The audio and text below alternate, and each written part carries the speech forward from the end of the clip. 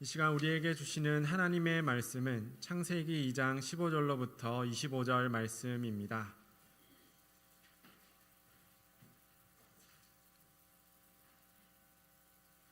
봉독해 드리겠습니다. 여호와 하나님이 그 사람을 이끌어 에덴 동산에 두어 그것을 경작하며 지키게 하시고, 여호와 하나님이 그 사람에게 명하여 이르시되 동산 각종 나무의 열매는 내가 임의로 먹되 선악을 알게 하는 나무의 열매는 먹지 말라. 내가 먹는 날에는 반드시 죽으리라 하시니라. 여호와 하나님이 이르시되 사람이 혼자 사는 것이 좋지 아니하니 내가 그를 위하여 돕는 배필을 지으리라 하시니라.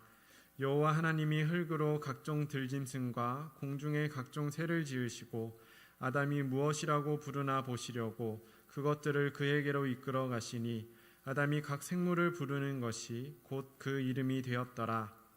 아담이 모든 가축과 공중의 새와 들의 모든 짐승에게 이름을 주니라.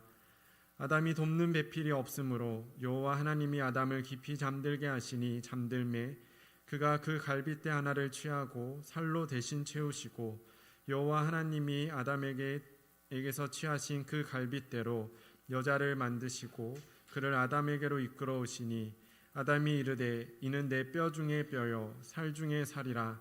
이것을 남자에게서 취하였은즉 여자라 부르리라 하니라.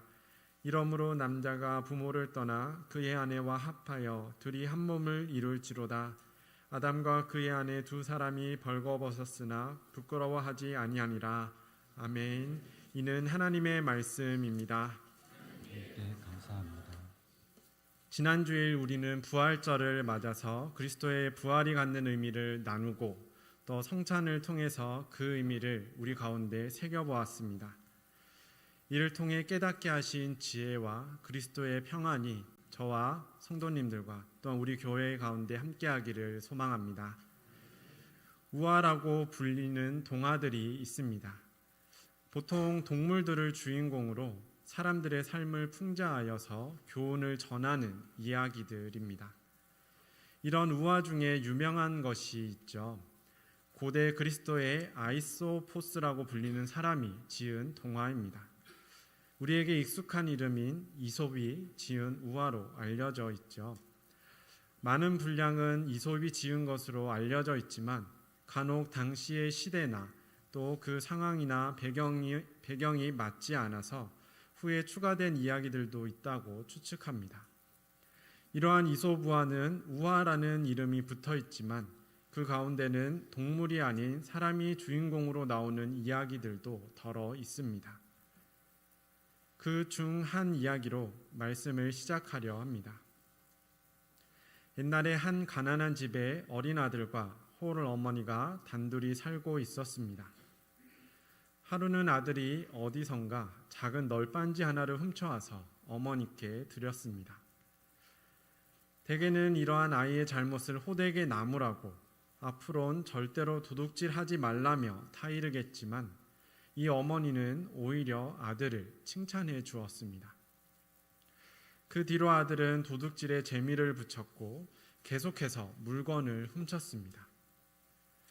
점차 배짱이 두둑해진 아들은 점점 더 큰 물건에 욕심을 내기 시작했습니다. 마침내 아들은 값비싼 보석을 훔치려는 계획을 세웁니다. 그의 계획은 치밀했고 또한 실행은 대담했습니다. 여느 때처럼 순조롭게 도둑질이 마무리되는 듯 보였습니다. 하지만 이번에는 주인에게 발각되었고 이내 벌어진 몸싸움 가운데 본의 아니게 주인을 살인하고 말았습니다. 그리고 큰 소란에 몰려온 사람들에게 곧바로 붙잡혔습니다. 법정에 선 아들은 그동안 저질러왔던 절도죄에 살인죄를 더해서 사형을 선고받았습니다.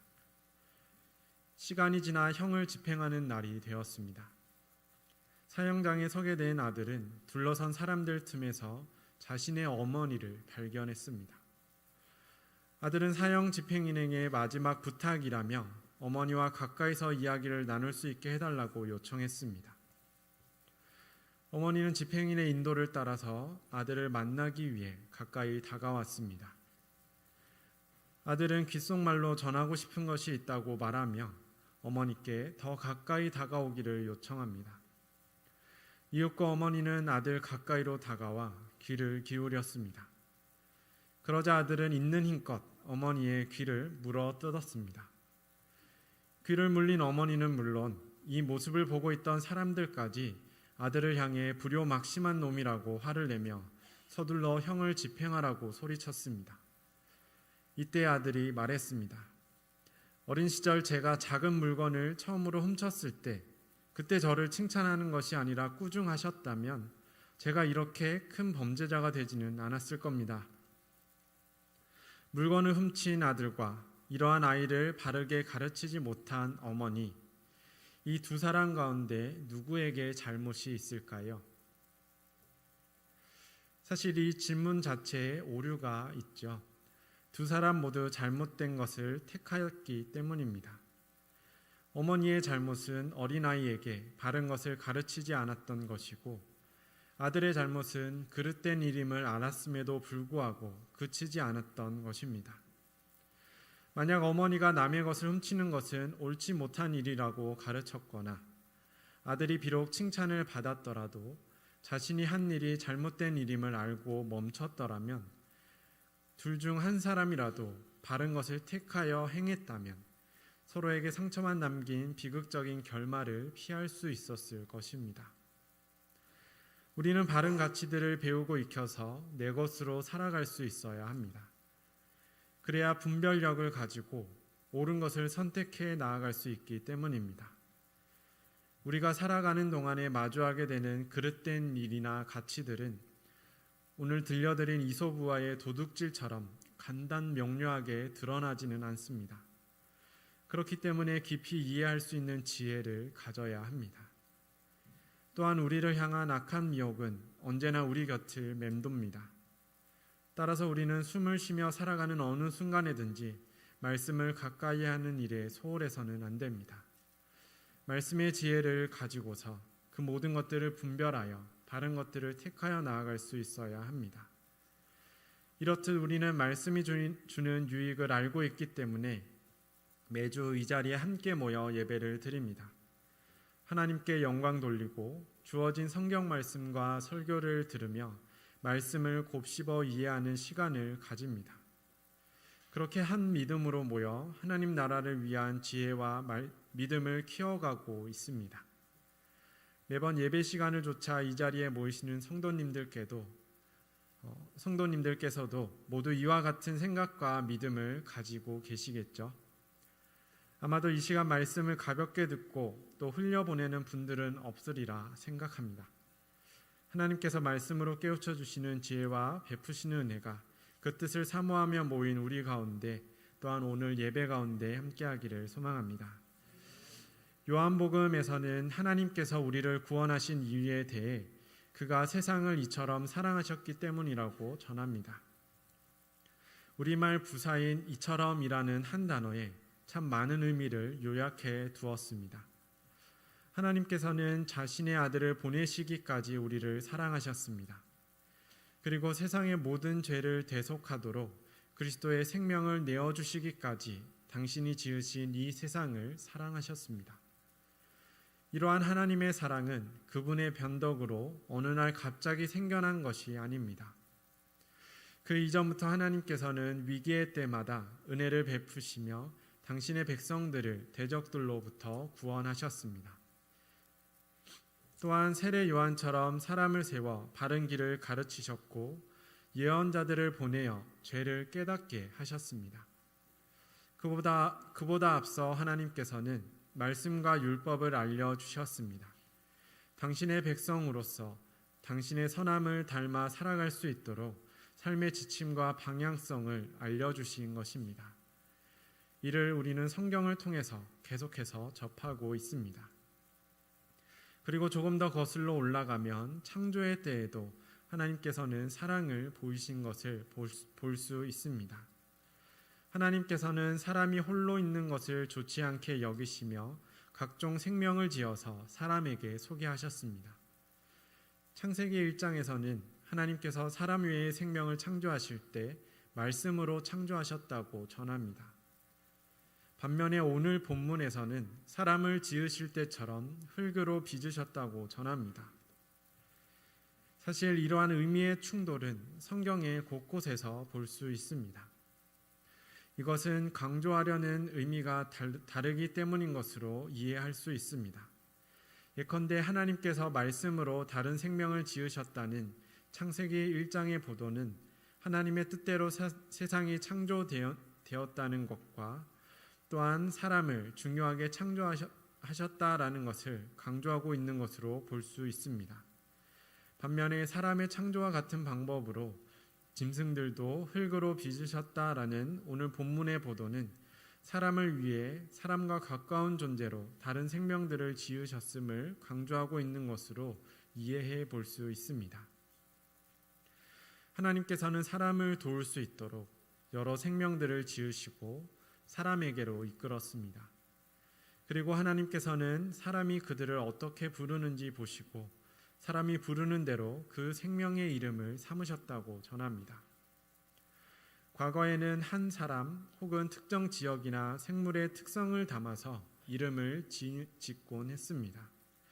특히 사람의 경우에는 날 때부터 이름을 가지기보다는 훗날 그의 삶을 평가하여 이름이 붙여진 경우들이 더러 있습니다.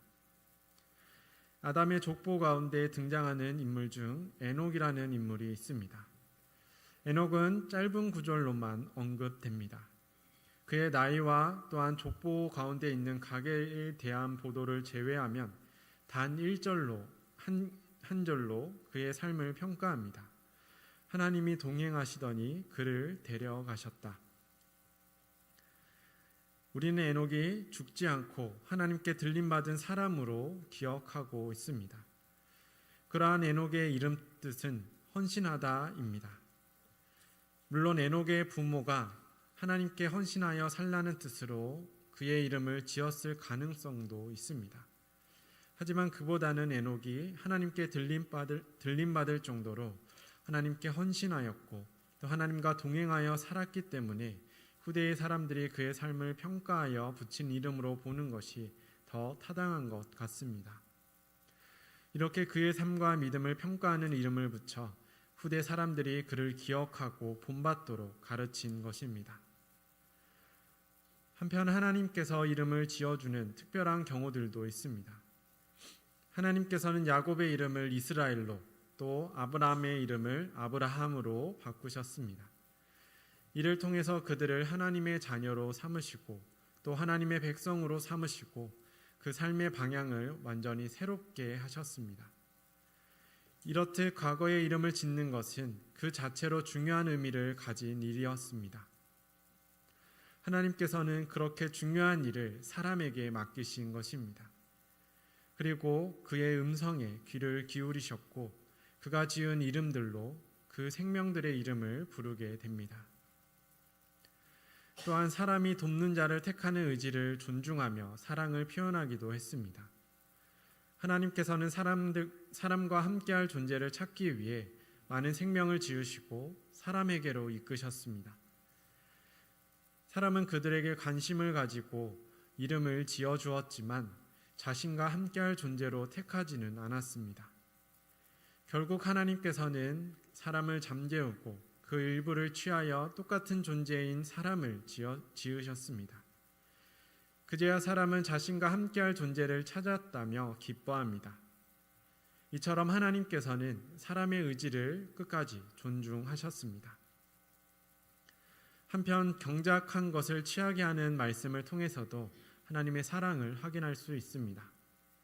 하나님께서는 사람을 이끌어 창조하신 세상을 가꾸게 하시고 그가 가꾼 각종 나무와 열매는 무엇이든지 먹어도 된다라고 말씀하십니다. 자신의 땀으로 얻은 결과를 온전히 누릴 수 있도록 모든 권리를 허락하여 주신 것입니다. 그 범위 역시 제한하지 않으시고 창조하신 모든 세상에서 이러한 수확의 기쁨, 결실의 기쁨을 누릴 수 있도록 허락하셨습니다. 그리고 더 앞으로 나아가면 사람의 창조를 통해서도 하나님의 사랑을 볼 수 있습니다. 하나님께서는 당신의 형상으로 사람을 지으셨습니다. 과거 왕이나 군주가 통치하던 때는 계급에 따른 권력의 한계가 명확했습니다. 낮은 계급에 속한 자들은 높은 계급에 속한 자들의 부당함에 굴복할 수밖에 없었습니다. 따라서 많은 사람들이 보다 높은 계급으로 올라가기 위해 노력했습니다. 일반적으로 이는 매우 어려운 일이었지만 전쟁과 같은 혼란의 시기가 오게 되면 공로를 세움으로써 계급이 비약적으로 상승했던 사람들도 존재합니다.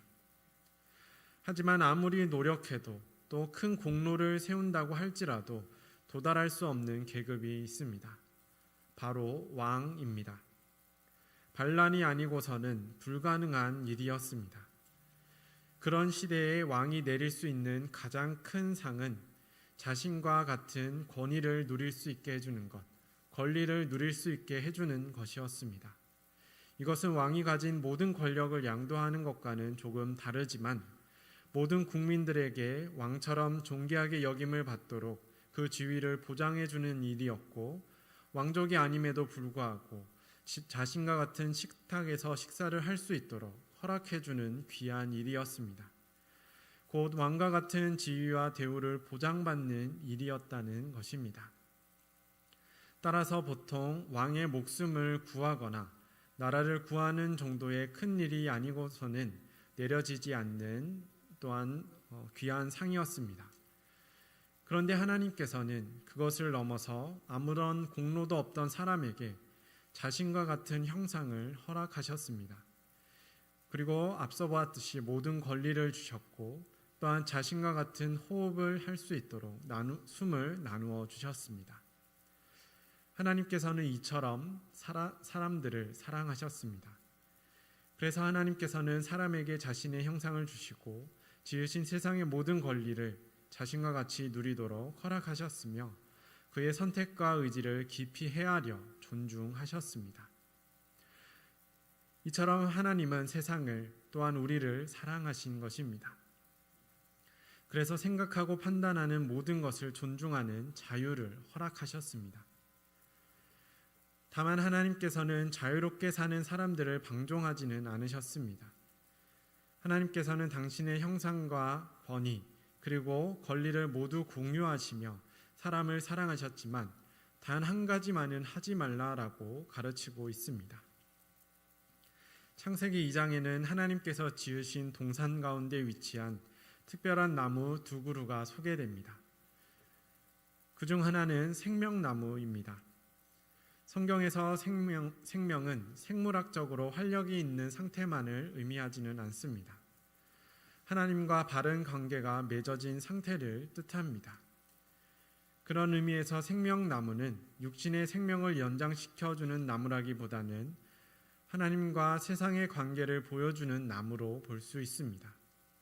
즉 생명나무가 중심에 서 있는 에덴 동산은 하나님과 바른 관계, 또 좋은 관계, 선한 관계를 맺어진 세상의 모습을 보여주고 있다는 것입니다. 하나님께서 바라신 가장 이상적인 모습을 이 생명나무를 통하여서 하나님께서는 보여주고 있습니다. 또 다른 나무는 선과 악, 즉 좋은 것과 나쁜 것을 알게 하는 나무입니다. 선함에 대해서는 여러 가지로 정의해 볼 수 있습니다. 다수의 사람들이 도덕적으로나 윤리적으로 공감할 수 있는 영역에서 정의해 볼 수 있습니다. 예를 들면 가난한 사람들을 도와야 한다거나 또 약자들을 배려해야 한다는 것을 선으로 규정하여 보는 것입니다. 한편으로는 법을 준수하는 일을 선함으로 볼 수도 있습니다. 법을 지킴으로 약속한 질서를 지키고 사람들의 모범이 되는 것을 좋은 일로, 곧 선한 일로 보는 것입니다. 이러한 선함은 문화나 환경에 따라서 그 내용이나 범위와 형태가 조금씩 달라지게 됩니다. 이것은 반대의 경우인 악에도 적용이 됩니다.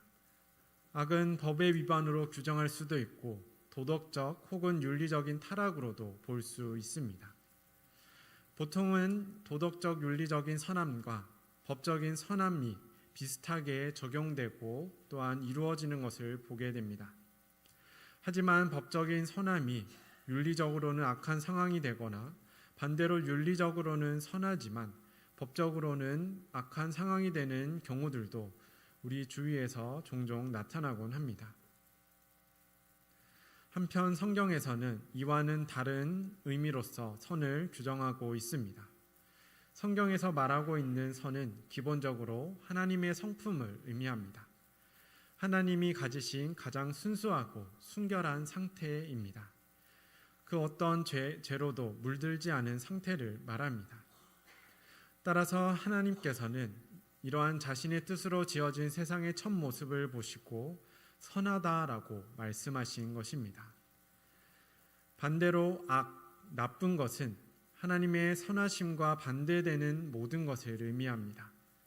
그렇기 때문에 하나님과의 관계가 깨어지고 틀어진 상태 역시 성경은 악으로 규정하고 있습니다. 하나님께서는 이러한 선과 악을 알게 하는 나무와 생명나무를 동산 가운데 자라게 하셨습니다. 그리고 사람을 이끌어 그 나무들을 보이시며 선과 악을 알게 하는 나무의 열매는 먹지 말라고 명령하셨습니다. 이 명령은 하나님의 영역에 대한 존중의 요청입니다. 앞서 우리는 하나님께서 허락하신 모든 권리에 대해 보았습니다. 하나님께서는 직접 지으신 세상에서 피조물인 사람이 모든 것을 행하고 누릴 수 있도록 존중해 주셨습니다. 또한 사람의 생각과 의지를 존중하셨습니다. 그와 같이 하나님께서는 당신의 생각과 의지를 당신과 같이 존중해 달라고 당신이 우리를 사랑하여 보여준 것처럼 우리로 당신을 사랑하여 달라고 요청하신 것입니다. 하나님의 명령은 당신만을 위한 요청만은 아니었습니다. 하나님께서 우리를 사랑하시어 주신 자유를 선한 뜻을 잃지 않고 누리도록 하기 위한 방법이기도 했습니다. 모든 권리와 권위, 모든 것을 누릴 수 있는 자유지만 그것이 악의 근원이 되지 않도록 부끄러움의 원인이 되지 않도록 의무를 더하여 가르치신 것입니다. 하지만 사람들은 이 말씀을 또 이 요청을 이 권면을 지키지 못했습니다. 뱀의 유혹이 있었죠. 뱀의 달콤한 말을 들었을 때 사람의 눈에는 이미 선과 악을 알게 하는 나무 열매의 과실이 먹고 싶어질 정도로 탐스러워 보였습니다. 또한 하나님께서는 사람에게 이 열매를 먹는 날에 반드시 죽게 된다고 경고하셨지만 그 처음 사람은 이를 자신과 함께하는 짝에게 전하며 어쩌면 죽을지도 모른다고 해석하여 알려주었습니다. 그래서 한 명이라도 하나님의 뜻을 생각하고 서로를 위하여 생각했다면 일어나지 않았을 그 일이 일어났습니다. 결국 사람들은 선과 악을 알게 하는 나무의 열매를 먹었습니다. 하나님께서 사람을 사랑하시어 그들의 자유를 존중하셨지만 사람들은 그처럼 하나님을 사랑하지 못했고 하나님의 뜻을 존중하지 못했습니다. 창세기 3장에서는 이렇게 열매를 먹은 사람들이 하나님의 말씀처럼 곧바로 죽었다고 전하지 않습니다. 또한 나무의 이름처럼 선과 악을 알게 되었다고 언급하지도 않습니다. 다만 그들의 눈이 밝아졌다고 전합니다. 대개 성경에서 눈이 밝아졌다는 표현은 긍정적인 의미로 사용됩니다. 하나님께서 자신의 뜻을 깨우쳐 주셨다라는 것입니다. 반대로 눈이 먼 것은 하나님의 뜻에 대한 무지한 상태를 의미합니다. 그래서 여러 시편의 저자들이나 선지자들은 자신의 눈을 뜨게 하사 밝히 보여주시기를 간구했습니다. 하지만 창세기 3장에서는 부정적인 의미로서 눈이 밝아졌다고 전합니다. 하나님의 뜻을 존중하지 않음으로 인해 그들의 눈이 밝아진 것입니다. 그렇게 하나님의 뜻과는 달리 눈이 밝아지자 그들은 부끄러워졌습니다. 감추어야 하는 것들이 보였기 때문입니다. 이전까지는 모든 것이 드러나 있었음에도 불구하고 부끄럽지 않았습니다. 이것은 외적인 것만이 아니라 모든 생각과 의지까지도 하나님의 선함 가운데 거하고 있었기 때문입니다. 따라서 그들은 하나님 앞에서도 부끄러움이 없었고 서로에 대해서도 숨길 것 없이 부끄러움이 없었던 것입니다. 그렇기 때문에 그들은 서로에게 감출 것도 없었습니다. 하지만 열매를 먹음으로 인해 이제는 감출 것이 생겨나게 됩니다. 서로를 위한 자신들의 책임을 다하지 못했기 때문입니다.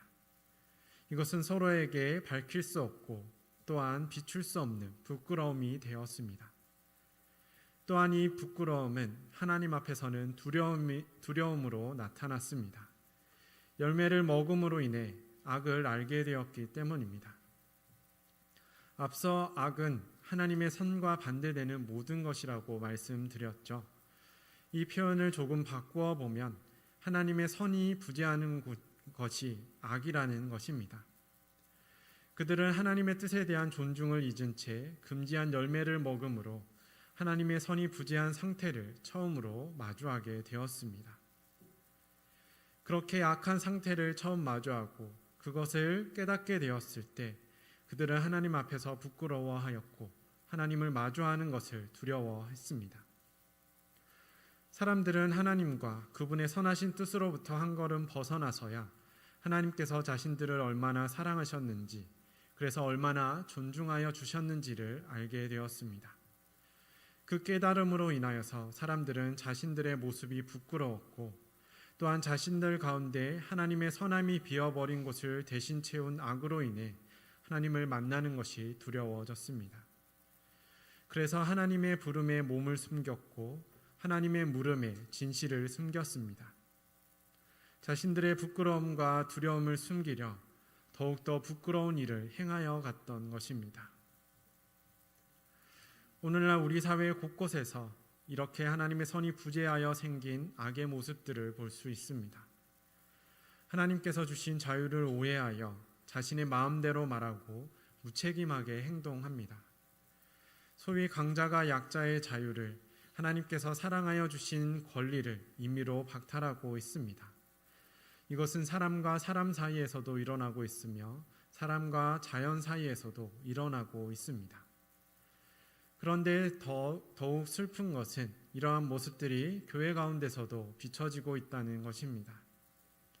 하나님을 경외하고 하나님께서 지으신 세상을 사랑하고 존중해야 하는 교회가, 그 일에 가장 앞장서고 그것을 지켜나가야 하는 교회가 오히려 폭력적인 차별과 어리석은 주장들에 앞장서고 있는 것을 보게 됩니다.